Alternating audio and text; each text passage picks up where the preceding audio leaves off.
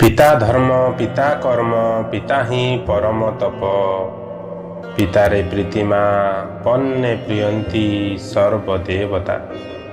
ଏହି ଶ୍ଲୋକଟିର ଅର୍ଥାନୁଯାୟୀ ପିତାଙ୍କୁ ଭକ୍ତି ଓ ସମ୍ମାନ କରିବା ଦ୍ୱାରା ସର୍ବଦା ଭଗବାନ ପ୍ରସନ୍ନ ହୋଇଥାନ୍ତି। ଆମ ଦେଶରେ ତଥା ବିଶ୍ୱର ବିଭିନ୍ନ ସ୍ଥାନରେ ପିତାଙ୍କୁ ସମ୍ମାନ ଦେବା ପାଇଁ ଫାଦର୍ସ ଡେ ପାଳନ କରାଯାଏ।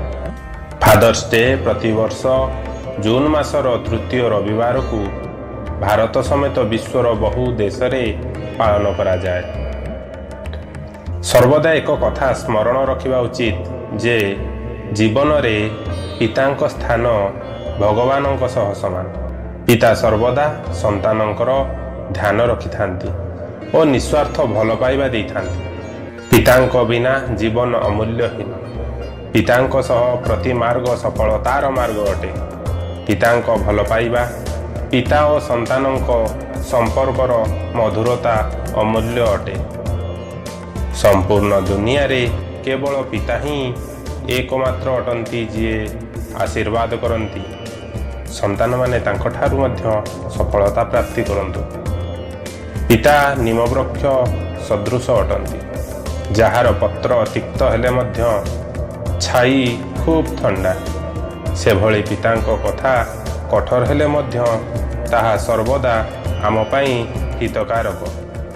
ସ୍ୱପ୍ନ ସନ୍ତାନଟିଏ ଦେଖିଥାଏ, ମାତ୍ର ତାହାକୁ ସାକାର ପିତା କରିଥାନ୍ତି। ପିତା ଅର୍ଥାତ୍ ବାପା। ଏ ସଂସାରରେ ଈଶ୍ୱରମାନେ ବାପା। ବାପା ଶବ୍ଦରେ ଆରମ୍ଭ ଏ ଜୀବନ। ତାଙ୍କର ସଂସ୍କାରର ଗହଣା ପିନ୍ଧି ଦୁନିଆ ଆଗରେ ଠିଆ ହୋଇଥିବା ଏ ଶରୀର ନୁହେଁ, ତାଙ୍କର ଏକ ପ୍ରତିଛାୟା। ପ୍ରତିଛାୟାରୁ ପ୍ରତିବିମ୍ବ ହେବାର ଚେଷ୍ଟା ବାପା। ବାପା ଅମୃତ ଠାରୁ ମଧୁର। ବାପା ଅଗ୍ନି ଠାରୁ ପବିତ୍ର। ବାପା ଜଳ ଠାରୁ ସ୍ୱଚ୍ଛ। ବାପା ଆକାଶ ଠାରୁ ନିର୍ମଳ। ବାପା ପାହାଡ଼ ଠାରୁ ସୁଦୃଢ଼। ବାପା ପବନ ଠାରୁ ଚଞ୍ଚଳ। ବାପା ଭଗବାନଙ୍କ ଠାରୁ ଶ୍ରେଷ୍ଠ। ବାପା ସମ୍ମାନ ଠାରୁ ଉଚ୍ଚ।